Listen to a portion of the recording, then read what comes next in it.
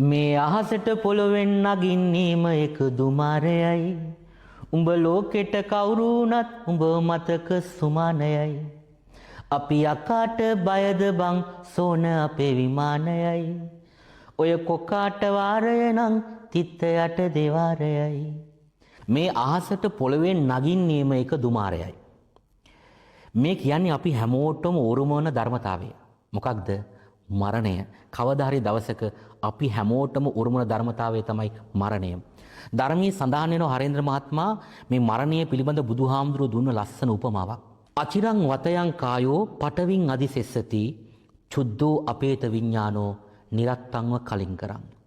අපි San powder දාලා makeup කරලා මේ සරස ගන්න ශරීරය ආයුෂ හුස්ම ටික විඥානය කියන මේ පදාර්ථ මේ ශරීරයෙන් නිරුද්ධ වුණාට පස්සේ අපේ මේ ශරීරය දර කඩක් තරම් වටින්නේ නැහැ. ඇත්තටම කිව්වොත් ෆෝමලින් නැත්තම් ඔය ගොඩක් මලගෙවල් වල තියෙන බොඩි වලට sorry.com වඩාගෙන ස්පිරිතාලයෙන් අරගෙන ආපු අපිව දවසක හඬාගෙන ස්පිරිතාලට අරගෙන යනවා. එදාට අපි ආදරෙන් වැළඳගත්ත අපිත් එක්ක දුක සැප බෙදාගත්ත හැමෝම දවසක අපේ මිනිය බදාගෙන වැළපෙන දවසක් එනවා. ඔබ මොන චරිතයක් වුණත් දුමේ පාට වෙනස් වෙන්නේ නැහැ.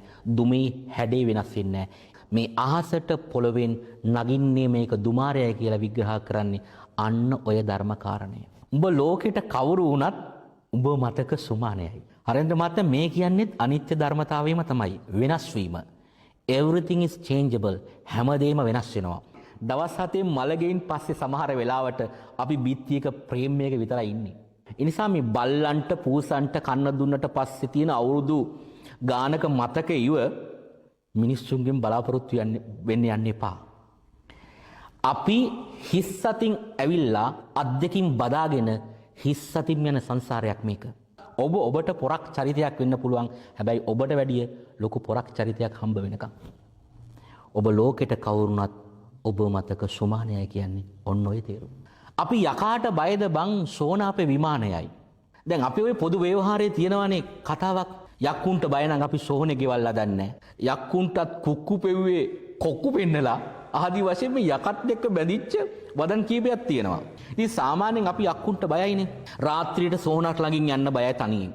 මලගෙකට ගිහලා තනියෙන් එන්න බයයි. තොවිලියක් තිබ්බොත් තුම්මන් අධ්‍යාප පහු කරන් යන්න බයයි. ඇත්තටම කිව්වොත් গুপ্ত බවක් තියෙන හැම තැනකම අපි තනි වෙන්න බයයි.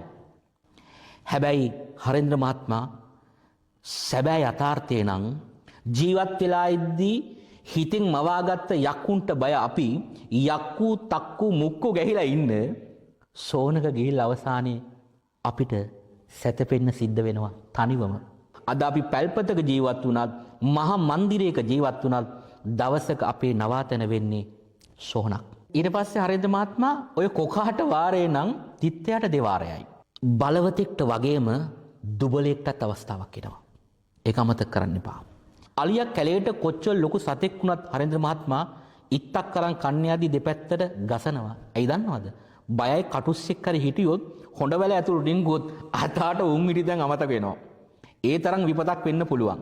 ඒ වගේම තමයි සිංහයා කැලේ මොන රජෙක් වුණත් ඉත්තෑවත් එක සෙල්ලම් දාන්න යන්නේ නැහැ. ඉත්තෑව පොඩි සතෙක් වුණත්.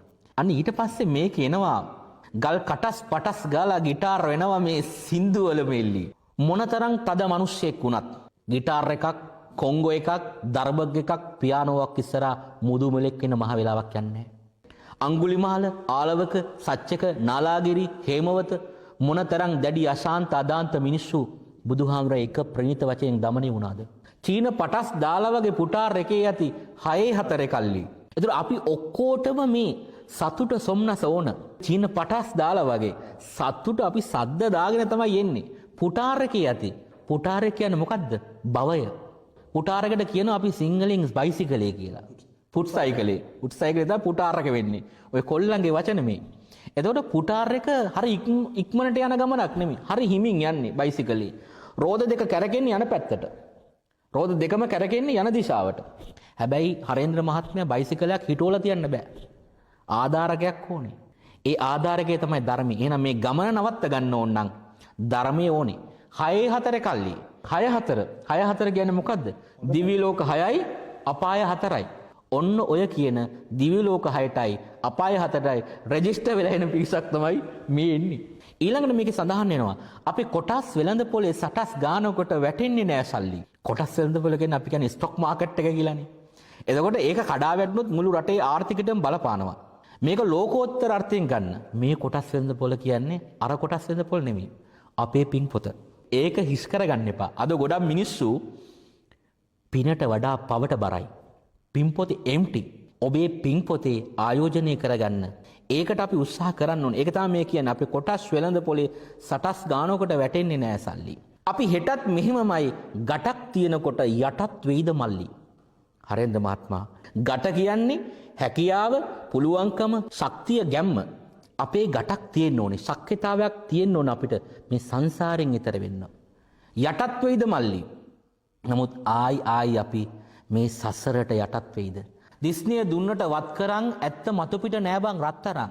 බුදුහාරෝගේ දේශනාවේ සඳහන් වෙනවා අප මේ උදේ හවා නාවලා කවලා පොවලා සෙන් පවුඩර් ගාලා කරන්න පුළුවන් හැම දෙයක්ම කරලා මේ පවත්වගෙන යන ශරීරය නිකන් හරි මේ ස්කින් එක යහපැත්ත ගහිලා තිබ්බනම් කපුට අපි පස්සේ ෆලෝ කරන එක අපිටවත් නවත්ත ගන්න බෑ කියලා. ඔය ප්‍රශ්නීය දවසක උඹලගේ වෙනකන් උත්තර ප්‍රීහිටිස් තරම් අපි අනුන්ගේ ප්‍රශ්න වලට උත්තර දෙන්න ඔස්තාර්ලා. හැබැයි ඒ ප්‍රශ්නේම දවසක ඔබගේ වෙච්ච දවසට ඔබ නිරුත්තරයි. එක්ක ඔබ හොයනවා වහ බෝතලයක්, එක්ක කඹයක්, නැත්නම් කෝච්චියක් කියන ටයිම් එක. අද ඇතම් දේශකයොත් අපි දකින්න මේ වගේ ශ්‍රාවකයන්ට කියනවා වෙස්සන්තරලා වෙන්න. හැබැයි දේශකයෝ අදින්න පුබ්බකලටත් එහා. ඕක තමයි ඇත්ත කතාව. අර කතාවට කියන්නේ බණ ඇසුව මම සුගතියේ බණ දෙසුව ඔබ හැයි දුගතිය කියලා. මේක තමයි ඇත්ත යථාර්ථය. තුම් මුලස් සංදිවල වලක් බහිනවා පාට වණ්ඩි. පාට වණ්ඩි. එකිනෙකට වෙනස් මනෝභාවයන් චෛතසිකයන් තියෙන මිනිස්සු. වලක් බහිනවා ඔක්කොම සෙට් වෙනවා එක තුම් මුලස් හන්දියක. තුම්මන් හන්දියක. මොකද්ද මේ තුම්මන් හන්දිය? ඒ තමයි රාග, ද්වේෂ, මෝහ. අපි සංසාරේ නිවන් දකින්න තුරුම ඔන්න ඔය තුම්මන් හන්දිය තමයි රස්තිය අදු වෙන්නේ. පුන් කලස් පන්සලට මලක් දන්සලට බිදින්න නැතුව කණ්ඩි. පුන් කලස් පවිත්‍රත්වය. අපි කියන්නේ මේ හිත ක්ලීන් කරගන්න පැත්තට නැඹුරු කරගන්නවා කියලා ලෝකෝත්තර පැත්තට. අන්න ඒ වගේ අය නිරන්තරයෙන්ම තමන්ගේ මේ සසර ගමන කෙටි කරගන්න හිතලා එයාලා ලෝකෝත්තර පැත්තට පිවිසෙනවා. මලක් දන්සලට. හැබැයි මල සුවඳයි, පිවිතුරුයි, ලස්සනයි. ඉක්මනට පර වෙනවා. ඒ නිසා ලෞකික පැත්තට తాවකාලික සතුටක් හොයන මිනිස්සු ඔක්කොම හැරෙන්නේ ලෝකෝත්තර පැත්තට නෙමේ ලෞකික පැත්තට. බිදින්න නැතුව කණ්ඩි පෞර බැම්ම. මේ සංසාරේ කියන්නේත් බැම්මක්. මේ ක්ලේශ ධර්මයන් කියන්නේ බැම්මක්. මේක තාම කවුරුත් බිඳලා නැහැ. බොරු වලස් මුහුණු නැති කලස් දානකොට වැටෙන්නේම කිඳි. අපි ජැන්ඩියට රඟනවා අපි දිනලා ඉන්නේ කියලා පේන්න. ඒ වුණත් හරේන්ද්‍ර මහත්මයා මහරයක් දානවා අපිට කිණ්ඩිය. ඔය පැලස් වල සුමුදු පලස් වල රැඟුවේ ගොඩක් ෆේක් චණ්ඩි. සංසාරේ අපිට බේරිල්ලක් ගැලවිල්ලක් දෙන්නේ නැති ලොකුම චණ්ඩිය තමයි මාරයා. හැබැයි අපි කාට හෝ පුළුවන් නම් මේ මාරයා නැමැති චණ්ඩියව පරදවන්න. අපේ භාෂාවෙන් කිව්වොත් ඒ තමයි රියල් චණ්ඩි. එතනින් මෙහා ඉන්න ඔය යකඩ කෑලි අරගෙන දසාත වනන ඔක්කොම ෆේක් චණ්ඩි. ගල් කටස් පටස් ගල ගිටාර වෙනවා මේ සින්දු වලම එල්ලි. චීන පටස් තාලා වගේ පුටාරකේ ඇති 6 අතරේ කල්ලි. අපේ කොටස් වෙලඳ පොලේ සටස් ගානකොට වැටෙන්නේ නෑ සල්ලි.